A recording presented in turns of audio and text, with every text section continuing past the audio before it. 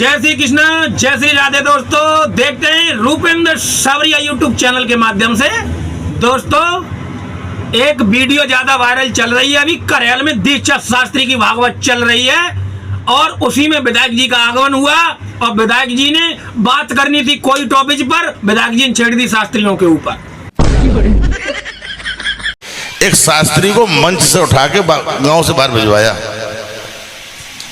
गांव का नाम बता दूंगा, शास्त्री का नाम नहीं बताऊंगा। आजकल की भाषा में, वैसे इंग्लिश में तो बहुत टिपिकल शब्द है, वैसे सरल भाषा में मृतकाश्रित बोलते हैं। कुछ शास्त्री ऐसे हो गए हैं कि अगर उनके बाप शास्त्री थे तो उनके खानदान भतीजा भी, भैया भी, लड़का भी विरासत में शास्त्री बन गए हैं। ये कला है, ये विद्या है, ईश्वर सब किसी को नहीं देता। जिसके हिस्से में है उसी के हिस्से में है। अब हर कोई लता मंगेशकर बन जाए तो उनके खानदान में जितने होंगे सब लता मंगेशकर बन जाएंगे। मैं किसी का नाम नहीं ले रहा हूं। अभी मैंने 1.5-2 महीने पहले, 3 महीने हो गए होंगे, मई में एक शास्त्री को मंच से उठा के गांव से बाहर भिजवाया।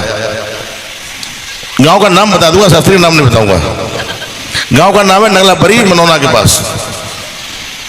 वो दिन की दोपहरी में 3 बजे भागवत पाठ कर रहा था, शराब के नशे में उसकी जीभ नहीं उठ रही थी।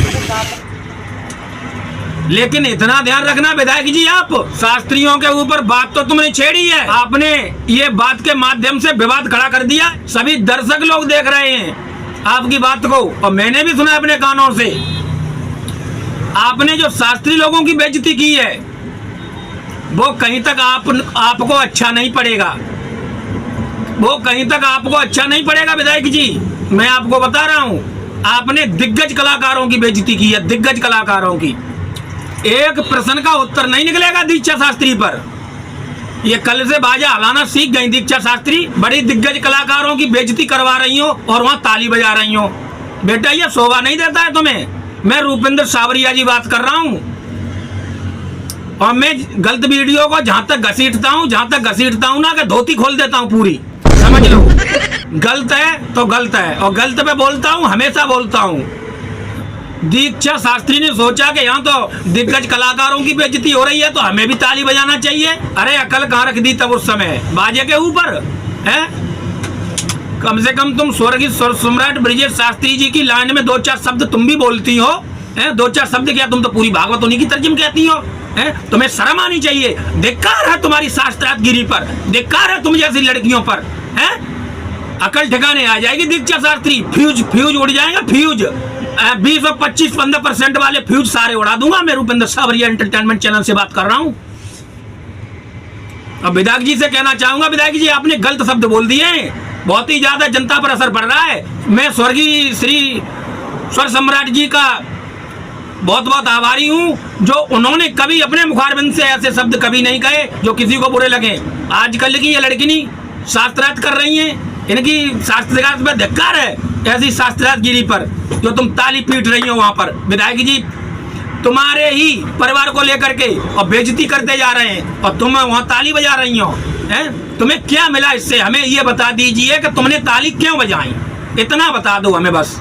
और धोती खोलूंगा अभी, देखना तुम नेक्स्ट वीडियो में देखता हूं। मानो कि विधायक जी आपने बहुत बड़ी गलती कर दी है।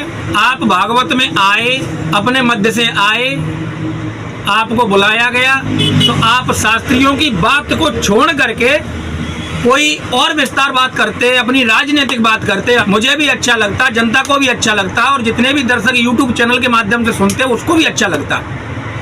आपने बहुत बड़ा विवाद खड़ा कर दिया है विधायक जी। शास्त्रियों पर ही नहीं, पूरी यूपी पर, सारे दर्शकों पर असर पड़ गया है इस बात का। बस ठीक है, मेरी बात गलत लगी हो तो मुझे कमेंट द्वारा बताइएगा, मेरा नंबर है उस पर कॉल करके बताएं। अगर मेरी बात सही हो कृपया इसको आगे बढ़ाएं, शेयर करें। नहीं जाते हैं लेकिन अब ऐसे कमीन छोड़ा भी नहीं जाते हैं। इसी सन के मत बाले सेखिया पुनी बरसाते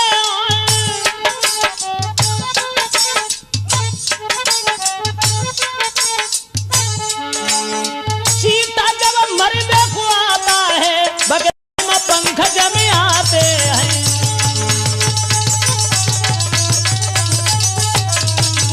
हम समझ गए कि जब चीटा मरने के लिए आता है तब उसके पंख निकल आते हैं और ठीक